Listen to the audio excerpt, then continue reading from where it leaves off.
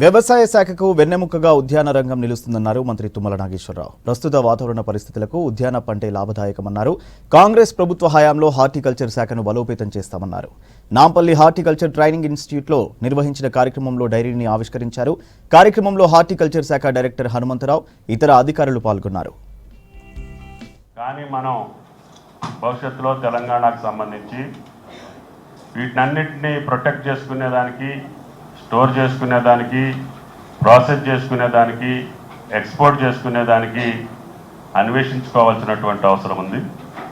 దానివల్ల value added కావటమే కాకుండా పండించినటువంటి పంట మట్టిపాలు కాకుండా ఆ రైతు నష్టపోకుండా ఉండాలంటే వీటి మీద మనం దృష్టి పెట్టాల్సినటువంటి అవసరం ఉంది. మా భవిష్యత్తు ఎట్టుంటుందని ఆలోచనలోకి వస్తే ఆయన సంప్రదాయ వ్యవసాయాలకు వెళ్ళిపోతాడు.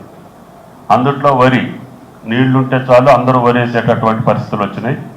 దానివల్ల ఈనాడు వరి పంటని మనం ఏ రకంగా ఇబ్బంది పడుతున్నామో మీరు చూశారు. కొనలేకపోతున్నాం, కొంటే మళ్ళీ అమ్మలేకపోతున్నాం. దానిలో ఎంత తప్పులు జరుగుతున్నాయో మీరు చూస్తున్నారు. కొత్త ప్రభుత్వం తప్పకుండా ఆ దృష్టిలో పయనించడానికి ఆయన గారి యొక్క కష్టం తప్పకుండా ఫలిస్తుందని నిన్న ఆయన దావోస్ టూర్లో కూడా అగ్రికల్చర్కే మేజర్ స్టేక్ ఇచ్చారు. ఇక్కడ ప్రభుత్వంలో కూడా ఆయన ప్రధానమైనటువంటి సమస్య వ్యవసాయం. కాబట్టి మన అందరం కూడా ఆ కుటుంబాల్లోంచి వచ్చాం.